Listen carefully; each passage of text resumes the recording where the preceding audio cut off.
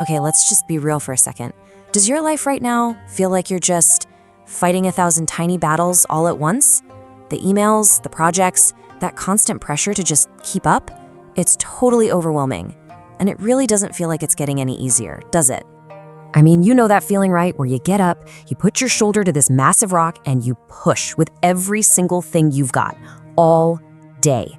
You're exhausted, you're sweating, but when you finally look back, you've barely moved an inch. It is probably the most frustrating feeling in the world. And what does everyone always tell you? Just hustle more, get a better grip, you need more grit. I mean, we've all heard that a million times. But what if that advice is just completely wrong? What if pushing harder isn't the answer at all? Now, this is the whole point. The problem isn't you. It's not your strength, it's not your motivation. The problem is the terrain you're fighting on. You've been trying to push a rock up a mountain, when the real secret, coming from the ancient strategist Sun Tzu himself, is to change the slope. So how in the world do we do that? Well, it all starts with this first principle, learning how to scale your focus. This is how you start to manage the absolute chaos of modern life without completely burning out. Sun Tzu wrote this over 2,000 years ago, but wow, does it nail our modern problem. What he's saying is that feeling of being swamped by 1,000 tasks, it's kind of an illusion. The actual size of the challenge doesn't really matter. The whole idea is pretty simple, actually. You don't try to handle 1,000 individual emails or 1,000 little tasks one by one. No way. You group them, you create systems. Maybe you have a deep work folder, a quick replies folder, an automation folder. Suddenly, you're not managing 1,000 things, you're just managing 5. See? It's not about your personal capacity, it's all about the elegance of your system. So, once you've got your system in place, this next principle shows you how to use it strategically. And this is the secret sauce. It's all about combining what everyone expects with what is completely unexpected. Sun Tzu had these two names for these forces, Zheng and Qi. Now, Zheng is the Orthodox. It's your foundation. It's you showing up every single day, doing the high-quality work, being reliable. It's solid. But Zheng doesn't win you the war. You win with Qi, the extraordinary, the wild card idea, the surprise move that nobody, and I mean nobody, saw coming. You use all that steady, predictable work to set the stage for that one single game-changing move. And this illustrates the idea just brilliantly. Think about it for a second.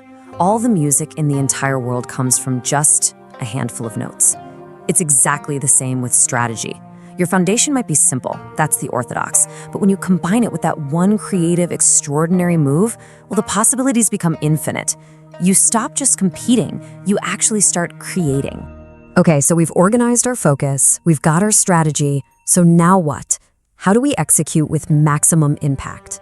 This is where Sun Tzu gives us this really powerful image of building a crossbow. He calls the first part Qi, which is momentum.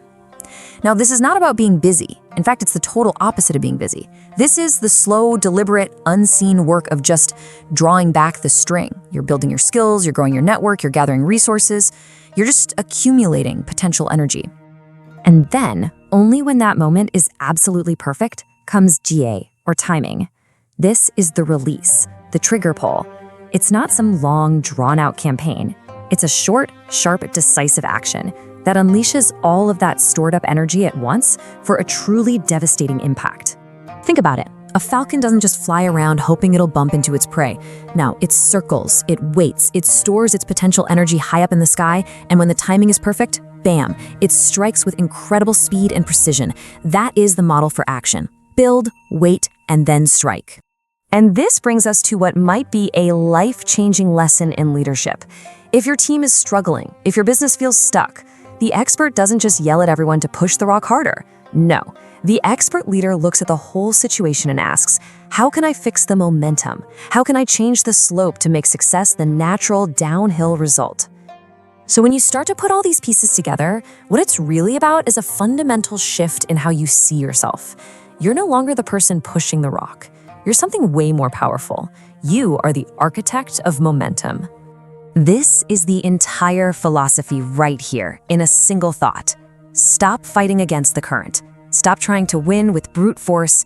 Instead, spend your energy designing a system, building your potential and positioning yourself so cleverly that the natural forces of the world just do the work for you. So, I'll just leave you with this one question. In your work, your career, your whole life, who would you become if you stopped spending all your energy pushing and started designing the mountain itself? Subscribe for daily wisdom.